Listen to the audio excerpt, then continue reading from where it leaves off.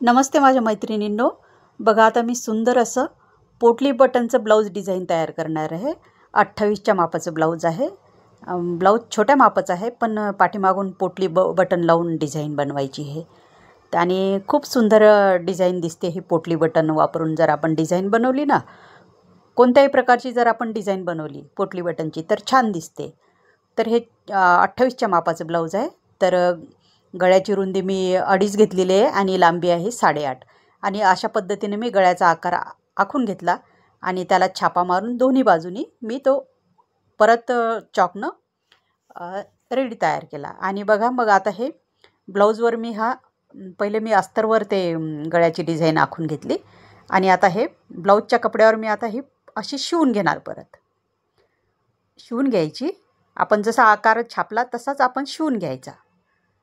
आणि खूप सोपी पद्धत आहे आणि डिझाईन पण खूप सुंदर होते।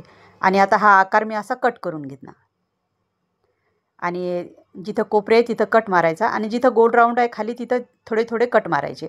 आणि अशा पद्धतीने आता हे अस्तर मी उलटवून घेणार आणि त्याला दाब टीप द्यायची। व्यवस्थित आकार सेट करून घ्यायचा आणि दाब टीप द्यायची। खूपच सुंदर डिझाईन दिसते ही पोटली बटन वापरून केलेली। आणि अशा पद्धतीने आता आपली ही डिझाईन तयार झाली। आणि पेपर घ्यायचा, बरोबर हा आपला गोल आकार आखून घ्यायचा डिझाईनचा, पेपरवर बरोबर आखून घ्यायचा गोल आकार।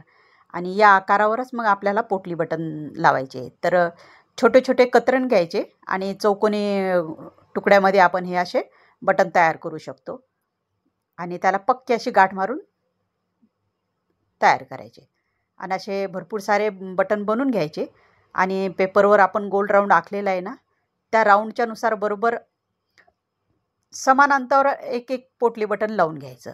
पेपरवर लावल्यामुळं काय होतं की पोटली बटन शिवताना सरकत नाही आहे, त्यामुळंच ही सोपी पद्धत आहे। पेपरवर लावलं तरच ही आपल्याला सोपं जाणार आहे आणि जर आपण बिना पेपरचं जर लावलं तर मग हे आपल्याला खूप कठीण जाणार आहे। म्हणून हे पेपरवर लावण्याची सगळ्यात सोपी पद्धत आहे। अशा पद्धतीनं आपण पेपरवर जर हे पोटली बटन लावून घेतले तर आपल्याला लावायला एकदम इझी होतात आणि ते इकडे तिकडे सरकत नाही आहे आणि समान अंतरावर जसे तसेच राहतात। त्यासाठी पहिले सुरुवातीला पेपरवर पोटली बटन शिवून घ्यायचे आणि नंतर मग आपण आपल्याला जसे लावायचे गळ्याला तसे त्या पद्धतीनं आपण लावू शकतो। आता बरोबर व्यवस्थित सेट करून घ्यायचे आणि नंतर मग थोड्या अंतरावर अशी शिलाई मारून घ्यायची। सुरुवातीला थोडी अंतरावरून घ्यायची शिलाई, एकदम काठावर नाही घ्यायची आणि नंतर दुसऱ्यानंतर ती दुसरी शिलाई घ्यायची। पण सुरुवातीला आपण हे थोडे अंतरावरच शिलाई घेणार आहे। हळूहळू शिलाई घ्यायची, एकदम हळूहळू। आणि पोटली बटन बरोबर एकदम काठावर आले पाहिजे, व्यवस्थित काठावर येऊ द्यायचे।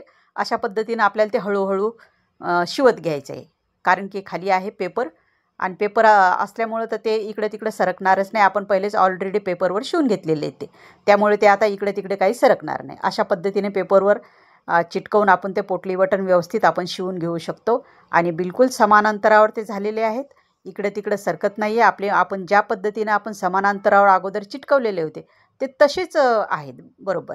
आता परत एक शिलाई घ्यायची, त्याच्यावर थोडी जवळून घ्यायची। आता पहिले आपण लांबून घेतली होती, आता ही पोटली बटनच्या थोडी जवळ घ्यायची शिलाई। अशा पद्धतीनं एकदम चांगल्या प्रकारे हे पोटली बटन लावले गेलेले आहेत। पेपरवर लावल्यामुळं खूप सोपी पद्धत झालेली आहे। तर असेच व्हिडिओ माझे बघण्यासाठी लाईक करा, सबस्क्राईब करा आणि चॅनलवर नवीन असाल तर सबस्क्राईब करून टाका। अशा पद्धतीने हे डिझाईन तयार झालेली आहे, एकदम सुंदर अशी डिझाईन तयार झालेली आणि खूप सोपी आणि पटकन समजणारी आणि पेपरवर लावल्यामुळं खूप सोपी झालेली आहे ती। अशाच पद्धतीने पोटली बटन पेपरवर लावायचे तरच हे आपल्याला सोपं जाणार आहे। तर बघा किती सुंदर डिझाईन झाली। चला भेटू पुढच्या व्हिडिओमध्ये, बाय। सबस्क्राईब करा, लाईक करा। चला भेटू पुढच्या व्हिडिओमध्ये, बाय।